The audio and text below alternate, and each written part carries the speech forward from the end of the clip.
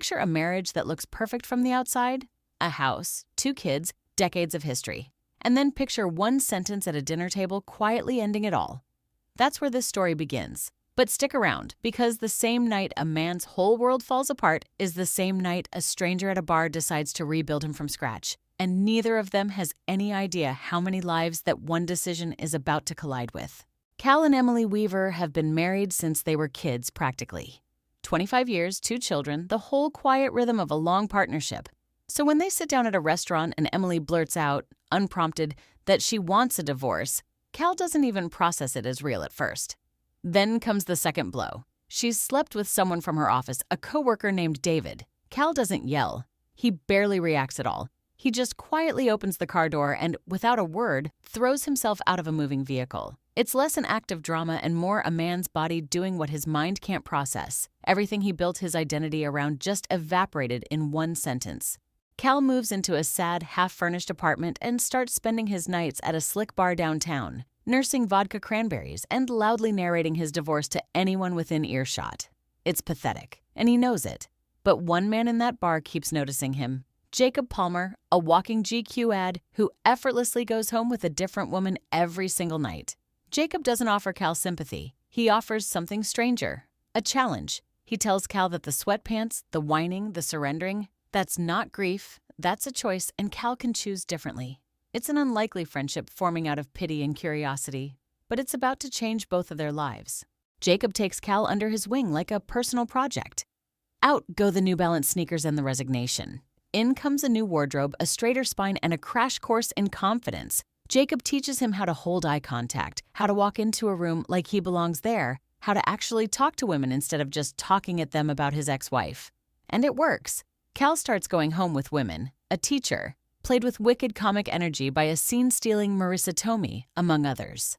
For a man who thought his romantic life ended at the dinner table a few weeks earlier, it feels like being reborn. But rebirth and healing aren't always the same thing, and that gap is going to matter later.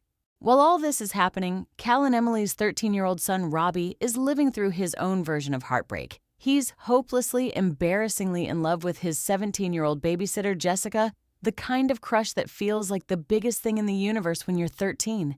He follows her around, writes her earnest, over-the-top declarations, and refuses to let anyone talk him out of it. What Robbie doesn't know is that Jessica has a crush of her own, and it's aimed squarely at his dad, Cal. It's a small, almost comic detail early on. It will not stay small. Emily, for her part, isn't exactly thriving either. She tries to make something real out of the relationship with David, the coworker she cheated with, but stripped of the secrecy and adrenaline of an affair, there's not much actually there. Worse, she's racked with guilt, replaying the marriage she blew up almost on impulse. She goes looking for Cal to talk, to explain herself, maybe even to apologize. And what she finds instead is a husband who's changed almost beyond recognition. New clothes, new swagger, new unmistakably wounded eyes underneath it all. Meanwhile, Jacob's perfect system hits a wall shaped like a woman named Hannah.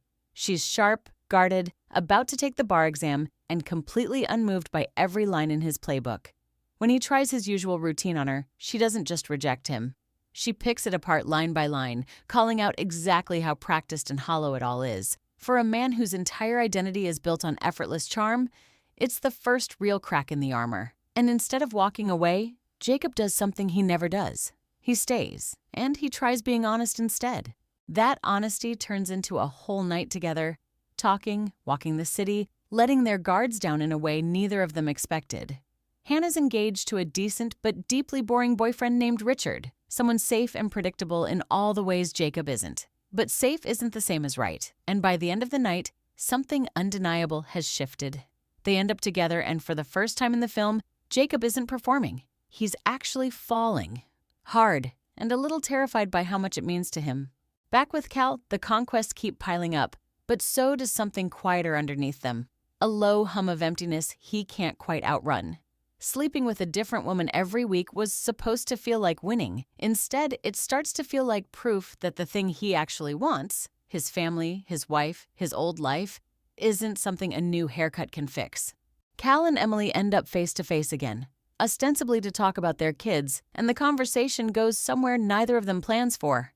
Cal, still raw and a little smug about his transformation, tells her about the women. Maybe to hurt her. Maybe just to prove he's moved on. It lands exactly as hard as you'd expect. Emily is devastated in a way that surprises even her because some part of her was clearly still hoping there was a way back. That hope just got a lot more complicated. Then the Robbie and Jessica thread quietly detonates. Jessica, still nursing her crush on Cal, takes an intimate photo intended for him. But it's Robbie who ends up with it in his hands. For a kid already carrying an enormous, earnest love for this girl, it's a gut punch of confusion and heartbreak he's far too young to untangle alone. It seems like a small subplot. It's actually the fuse for everything about to happen at the party. Robbie's middle school graduation becomes the setting where every single storyline finally collides in the same backyard. On the same night, Cal is there, Emily is there. Jacob shows up too, at Cal's invitation, bringing Hannah along to finally meet the friend he can't stop talking about.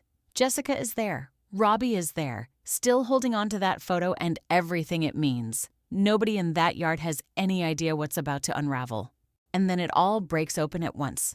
Robbie, done hiding his feelings, grabs a microphone in front of the entire crowd and pours his heart out to Jessica. A 13-year-old's grand, humiliating, completely sincere declaration of love delivered to an audience of stunned parents.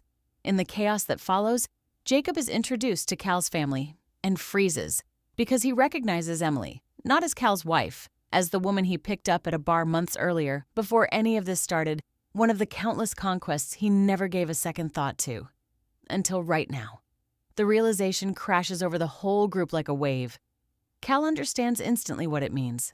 Hannah understands instantly what it means. Jacob, the man who built his whole identity around never getting attached to anyone, has to watch every person he currently cares about learn the truth in the same 5 seconds. It ignites instantly. Cal swings and punches Jacob in front of everyone. Years of humiliation finding one clean target. Hannah, blindsided that the man she fell for slept with her friend's own mother without a second thought, walks away wrecked. The backyard that was supposed to be a celebration turns into a minefield of betrayal, embarrassment, and grief, all of it landing on one 13-year-old's graduation night. For a moment, it genuinely feels like every relationship in this story, is unsalvageable. But it's Robbie's raw, fearless honesty earlier that night that ends up cutting through everyone's pride. Watching his son declare his love without hesitation, without protecting himself, shakes something loose in Cal. And he finally stops performing his new persona and says, plainly and without armor, that he still loves Emily, completely and without conditions. It's the moment the whole makeover arc was actually leading to, not becoming someone new, but finding the courage to be honest as himself. Emily, moved past the hurt, chooses him back. Jacob, meanwhile, realizes what he actually threw away and goes after Hannah. Not with a line this time, but with the truth. And it works because, for once, it's real. What makes this story linger isn't the makeover, or the one-liners, or even the big backyard collision. It's the idea that love isn't crazy or stupid at all. It's just brave. Every character in this story gets exactly one chance to stop protecting themselves and tell the truth out loud, and the ones who take that chance are the ones who get to keep what they almost lost.